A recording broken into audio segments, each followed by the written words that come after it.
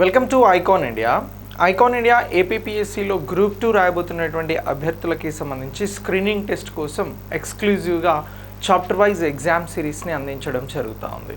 So ఈ chapter wise exam series అనేవి మీకు 3 లెవెల్స్లో నిర్వహించబడతాయి. Subject wise chapter wise exam series అనేది ఉంటుంది. 3 లెవెల్స్లో వీక్లీ ఎగ్జామ్స్ ఉంటాయి. డైలీ కాకుండా ఎగ్జామ్ డే బై డే ఉంటుంది. అలాగే దీనికి సంబంధించిన ఎక్స్ప్లెనేషన్ అనేది మీకు యాప్లో టెక్స్ట్ రూపంలో ఇవ్వడం జరుగుతూ ఉంది. దీంతోపాటు వీక్లీ ఇలా జరిగిన ఎగ్జామ్స్ని గ్రాండ్ టెస్ట్గా అందిస్తూ ఉన్నాం. ఈ ఎగ్జామ్స్ సబ్జెక్ట్ వైజ్గా ఎలా ఉంటాయి అని అంటే ఏపీపీఎస్సీ గ్రూప్ 2లో 5 సబ్జెక్టులను అడుగుతూ ఉన్నారు. Indian history, Geography, Indian society, current affairs, mental ability. మళ్ళీ ఇందులో మనం ఈ సబ్జెక్ట్స్ వైజ్ కాకుండా చాప్టర్ వైజ్గా బైఫర్కేట్ చేస్తూ ఉన్నాం. సో యాన్షియంట్ హిస్టరీకి సంబంధించి ఒక టాపిక్ని తీసుకున్నాం, ఇక్కడ ఎగ్జాంపుల్ చెప్తా ఉన్నాను. జియోగ్రఫీకి సంబంధించి ఇక్కడ జనరల్ అండ్ ఫిజికల్ జియోగ్రఫీకి సంబంధించినటువంటి చాప్టర్ను తీసుకోవడం, ఈ విభాగాన్ని తీసుకొని ఇందులో the earth in our solar system అనేటువంటి చాప్టర్ని తీసుకోవడం జరిగింది. ఇక్కడ స్ట్రక్చర్ ఆఫ్ ఇండియన్ సొసైటీకి సంబంధించి ఫ్యామిలీ అనేటువంటి లెసన్ని తీసుకున్నాం. ఇక్కడ కరెంట్ అఫైర్స్కి సంబంధించి ఇంటర్నేషనల్ పాయింట్ ఆఫ్ వ్యూలో మనకు ఐక్యరాజ్య సమితి, దాని అనుబంధ సంస్థలు, ఏజెన్సీలు ఇలాంటివి ఉంటాయి. ఇక్కడ ఇవి తీసుకోవడం జరిగింది. మెంటల్ ఎబిలిటీకి సంబంధించి స్టేట్మెంట్ అండ్ అజంప్షన్స్కి సంబంధించినటువంటి చాప్టర్ వైజ్గా ఇలా బైఫర్కేట్ చేసి మీ ప్రిపరేషన్ని సులభతరం చేసేందుకు ఇలా షెడ్యూల్ని ఇచ్చి, ఈ షెడ్యూల్లో మీరు చదువుకున్న దానిలో నుంచి క్వశ్చన్స్ ఫ్రేమ్ చేసి ఆ ఫ్రేమింగ్ చేసినటువంటి క్వశ్చన్స్తో మీకు ఎగ్జామ్స్ని 3 లెవెల్స్లో నిర్వహించడం జరుగుతుంది. అంటే ప్రతి చాప్టర్ పైన మీరు 3 ఎగ్జామ్స్ రాస్తారు. ప్రతి చాప్టర్ పైన 30 క్వశ్చన్స్ ఎగ్జామ్స్గా రాస్తారు. సో ఇలా ఏపీపీఎస్సీ గ్రూప్ 2 కోసం ప్రిపేర్ అవుతున్నటువంటి అభ్యర్థులకి ఎక్స్క్లూజివ్గా ఈ సిరీస్ని అందించడం జరుగుతూ ఉంది. ఇక మనం ఒక క్వశ్చన్ చూద్దాం. ఇది కరెంట్ రిలేటెడ్గా తీసుకొచ్చినటువంటి క్వశ్చన్. మనకి కరెంట్ అఫైర్స్ అనేటువంటి టాపిక్ కరెంట్ ఇష్యూస్తో పాటు దానికి సంబంధించినటువంటి ప్రీవియస్ ఇష్యూస్ని బేస్ చేసుకొని స్టేట్మెంట్ రూపంలో క్వశ్చన్స్ అడగడానికి అవకాశం ఉంటుంది. సో ఇటీవల మారినటువంటి ప్రశ్నల సరళిని అబ్జర్వ్ చేస్తే మనకి మోస్ట్ ఆఫ్ ద క్వశ్చన్స్ ఇలా కాంప్లికేటెడ్గా వస్తూ ఉన్నాయి. సో ఇప్పుడు ఈ క్వశ్చన్ చూసిన తర్వాత మీరు ఎంతమంది ఆన్సర్ చేయగలుగుతున్నారు అనేది ఒకసారి చెక్ చేసుకోండి. సో క్రింది అంశాలను పరిగణించండి అని చెప్పేసి మనం ఇక్కడ క్వశ్చన్ ఇవ్వడం జరిగింది. సో ఈ క్వశ్చన్కి సంబంధించి విజయలక్ష్మి పండిట్ 1954లో యుఎన్ఓ జనరల్ అసెంబ్లీకి మొదటి మహిళా అధ్యక్షురాలు అని అంటారు. ఇక్కడ ఐక్యరాజ్య సమితి పరిరక్షణ బృందాలకు భారతదేశం గణనీయమైనటువంటి కృషి చేసింది అని అంటాను. థర్డ్ స్టేట్మెంట్ వచ్చి ఐక్యరాజ్య సమితి 2008లో గాంధీ జయంతిని అహింసా దినంగా ప్రకటించింది అని చెప్పేసి 3 స్టేట్మెంట్స్ ఇచ్చిన స్టేట్మెంట్స్లలో సరికానివి గుర్తించండి, పైన ఇచ్చిన వాటిలో సరికానివి గుర్తించండి అని అంటున్నాం. ఇక్కడ ఏ వచ్చి ఆప్షన్ ఏ 1 మరియు 3, ఆప్షన్ బి 2 మాత్రమే, ఆప్షన్ సి 1 మరియు 2, ఆప్షన్ డి 1, 2, 3 అని చెప్పేసి ఇవ్వడం జరిగింది. సో మీరు ఈ క్వశ్చన్కి ఆన్సర్ ఏమనుకుంటున్నారు అనేది ఒక్కసారి మీరు ఆలోచించి మీ ఆన్సర్ని కమెంట్ బాక్స్లో పోస్ట్ చేయండి. నేను ఆన్సర్ని మీకు ఇప్పుడు ఎక్స్ప్లెయిన్ చేస్తాను. ఇక్కడ చూడండి, క్రింది అంశాలను పరిగణించండి. Consider of the below statements. So ఇప్పుడు ఇచ్చినటువంటి ఈ స్టేట్మెంట్స్కి సంబంధించి విజయలక్ష్మి పండిట్ 1954లో యుఎన్ఓ జనరల్ అసెంబ్లీకి మొదటి మహిళా అధ్యక్షురాలు అని అన్నాం. ఎస్, ఈ స్టేట్మెంట్లో మొదటి మహిళా అధ్యక్షురాలు అనేది సరైనటువంటిదే. ఇక్కడ మనం అంటున్నటువంటి మొదటి మహిళా అధ్యక్షురాలు భారతదేశం నుంచి విజయలక్ష్మి పండిట్ గారు సరైనదే. సార్ మరి ఇది సరైనది అన్నప్పుడు ఈ స్టేట్మెంట్ సరైనదేనని అంటే ఇక్కడ మనం గుర్తించాల్సింది ఏంటనంటే 1954 అని అన్నాం. ఈ స్టేట్మెంట్లో 1954 అని అన్నాం. 1954 కాదు, 1953 అని మీరు గుర్తించినట్లయితే ఈ స్టేట్మెంట్ అనేది తప్పుగా పరిగణించబడుతుంది. మనం 54 ఇచ్చినాం కదా స్టేట్మెంట్లో. 1954లో యుఎన్ఓ జనరల్ అసెంబ్లీకి మొదటి మహిళా అధ్యక్షురాలు అన్నాం కాబట్టి 54 కాదు 53. 53 ఉంటే స్టేట్మెంట్ రైట్ అయ్యేది. 54 ఉంది కాబట్టి ఈ స్టేట్మెంట్ అనేది తప్పు. Okay, right. అంటే స్టేట్మెంట్ ఇక్కడ ఏమన్నాడు, సరికానివి అని అన్నాడు. ఇది సరికాదు అని గుర్తించినాం. ఇప్పుడు రెండవది, ఐక్యరాజ్య సమితి పరిరక్షణ బృందాలకు భారతదేశం గణనీయమైనటువంటి కృషి చేసింది అని అంటున్నాం. ఈ స్టేట్మెంట్ రైట్. ఇగో ఐక్యరాజ్య సమితికి సంబంధించి శాంతిని నెలకొల్పేందుకు, పరిరక్షణకి సంబంధించి శాంతిని నెలకొల్పేందుకు ప్రపంచ దేశాలకి సంబంధించి భారతదేశం ఈ పరిరక్షణ బృందాలకి ఎక్కువ కాంట్రిబ్యూషన్ అనేది చేసింది. సో ప్రపంచంలో వివిధ దేశాలకి సంబంధించినటువంటి యుద్ధాలు సంభవించినప్పుడు భారతదేశం శాంతి పరిరక్షణ కోసం సైన్యాలని ఐక్యరాజ్య సమితికి పంపింది. అలాగే ఈ స్టేట్మెంట్ను మనం రైట్గా పరిగణించబడుతుంది. మరి ఒకసారి థర్డ్ స్టేట్మెంట్ చూద్దాం. సో ఐక్యరాజ్య సమితి 2008లో గాంధీ జయంతిని అహింసా దినంగా ప్రకటించింది అని అన్నాం. ఈ స్టేట్మెంట్ని మనం గాంధీ జయంతిని అహింసా దినంగా ప్రకటించింది ఐక్యరాజ్య సమితి అనేది రైట్. మరి ఇందులో తప్పు ఉంది. ఎలా అని అంటే 2008 అని ఇచ్చినాం, 2007 అని ఉంటే ఇది సరైనది అయ్యేది. సో కాబట్టి మనం ఇచ్చిన స్టేట్మెంట్స్ ప్రకారం ఈ స్టేట్మెంట్ కూడా తప్పే.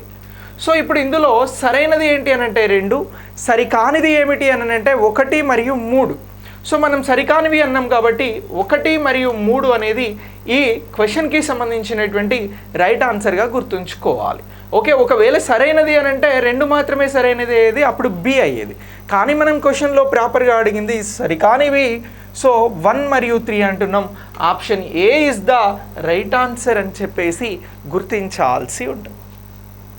ఓకే, ఇలాంటి క్వశ్చన్స్తో ఇలాంటి కన్ఫ్యూజన్ని తొలగించేందుకోసం మీకు ఐకాన్ ఇండియా ఎగ్జామ్ సిరీస్ని అందిస్తూ ఉంది. అలాగే కరెంట్ అఫైర్స్ PDF 9 monthsది మీకు యాప్ ద్వారా అందించడం జరుగుతూ ఉంది. కావాల్సినటువంటి వారు ఐకాన్ ఇండియా యాప్ డౌన్లోడ్ చేసుకొని రిజిస్టర్ అవ్వచ్చు. నెక్స్ట్ ఇంకొక క్వశ్చన్ ఇస్తాను. క్వశ్చన్ చూడండి. UN ప్రత్యేక ఏజెన్సీలు ప్రధాన కార్యాలయాలను సరిగా జతపరచండి అని అంటున్నాం.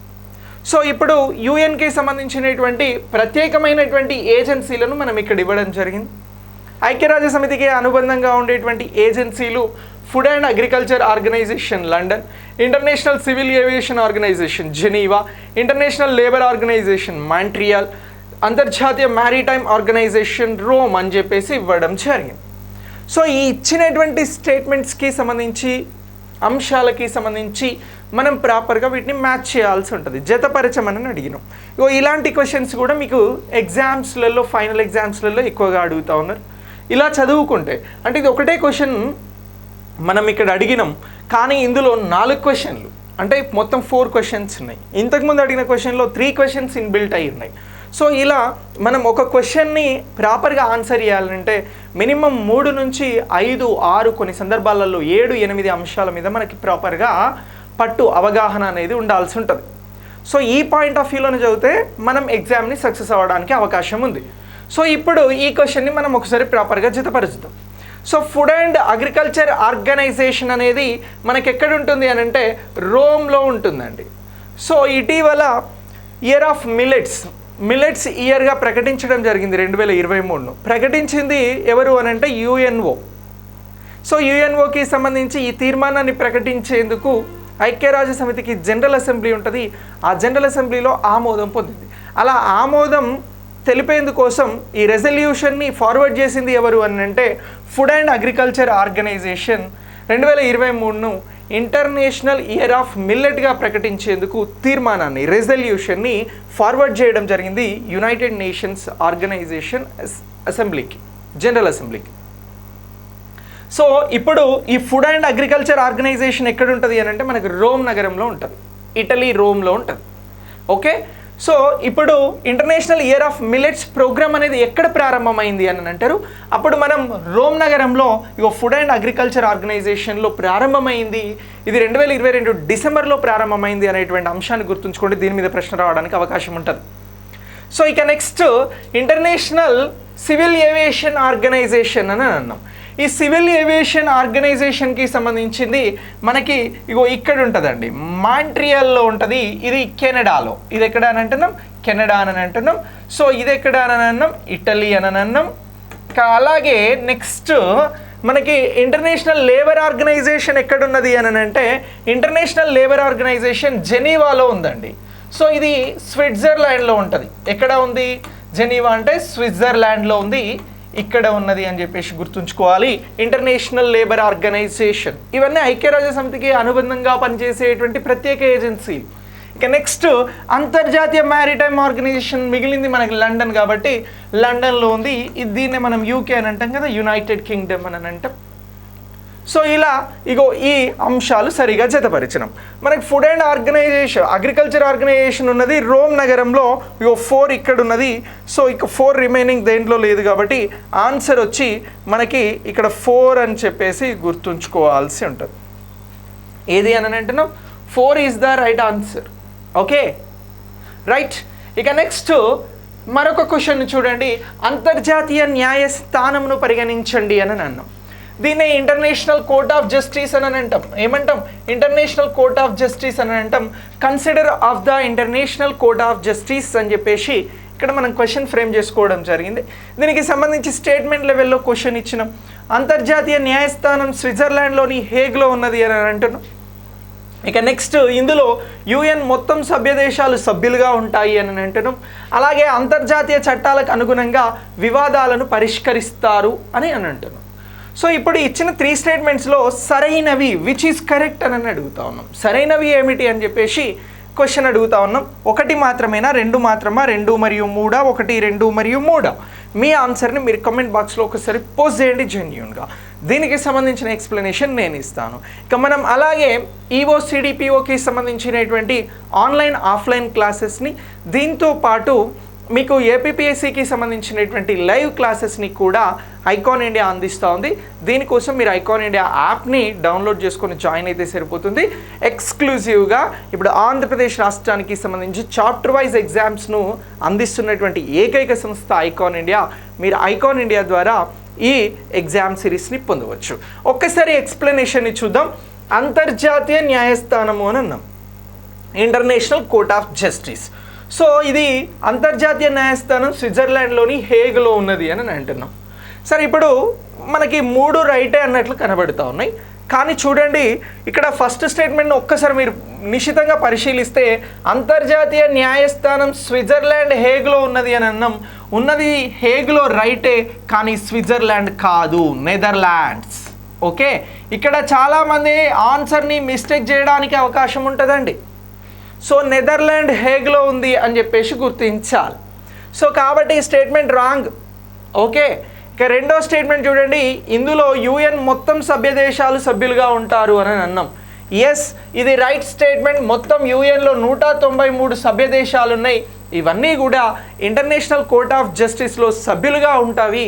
ఇక్కడ అంతర్జాతీయ చట్టాలకి సంబంధించినటువంటి అంశాలను పరిగణలోకి తీసుకొని ఇతర దేశాల మధ్య, ప్రపంచంలో ఉన్నటువంటి దేశాల మధ్యన సమస్యలు వచ్చినప్పుడు ఈ చట్టాలకు అనుగుణంగా, ఇక్కడ తీసుకున్న నిర్ణయాలకు అనుగుణంగా ఇంటర్నేషనల్ కోర్ట్ ఆఫ్ జస్టిస్ అనేది యుఎన్ఓ తరపున పనిచేసేటువంటి ప్రత్యేకమైనటువంటి ఏజెన్సీగా, ప్రధానమైనటువంటి అంగంగా గుర్తించాల్సి ఉంటుంది. ఇక నెక్స్ట్, అంతర్జాతీయ చట్టాలకు అనుగుణంగా వివాదాలను పరిష్కరిస్తుంది ఇంటర్నేషనల్ కోర్ట్ ఆఫ్ జస్టిస్ అని అంటున్నాం. ఇది కూడా రైటే. So 2, 3 right. దీనికి సంబంధించి C is the right answer అని చెప్పేసి గుర్తించాల్సి ఉంటుంది. కానీ ఈ క్వశ్చన్ని చూసిన తర్వాత ఇక్కడ 3 కూడా సరైనవే. హేగ్ అనేది మనం ఐడెంటిఫై చేస్తాం, కానీ స్విట్జర్లాండ్ని ఇక్కడ మనం ఐడెంటిఫై చేయము. హేగ్ అనేది నెదర్లాండ్లో ఉన్నది. ఈ అంశాన్ని మనం ప్రాపర్గా గుర్తిస్తే ఈ ఆన్సర్ అనేది రైట్ అవుతుంది. కానీ చాలామంది చాలా సందర్భాలలో హేగ్ అని వచ్చింది కదా రైటే అని అనుకుంటారు. కానీ ఇక్కడ మనం దేశాన్ని మార్చడం జరిగింది.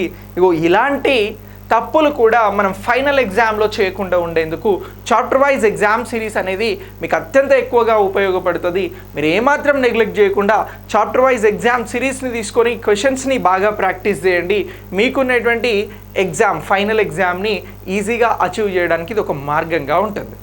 ఓకే, ఇది మీకు మోడల్ ఎగ్జామ్స్గా కరెంట్ అఫైర్స్కి సంబంధించి ఏపీపీఎస్సీ గ్రూప్ 2 పాయింట్ ఆఫ్ వ్యూలో క్వశ్చన్స్ అడిగినప్పుడు మనం ఏ విధంగా ఆన్సర్ చేయగలుగుతాము, ఏ విధంగా ఆన్సర్ చేయాల్సి ఉంటుంది అనేటువంటి అంశాన్ని బేస్ చేసుకొని మీకు అందిస్తున్నటువంటి క్లాస్. నెక్స్ట్ క్లాస్తో మళ్ళీ కలుద్దాం. అలాగే ఈ వీడియో నచ్చినట్లయితే మీ ఫ్రెండ్స్ అందరికీ కూడా షేర్ చేయండి. Thanks for watching.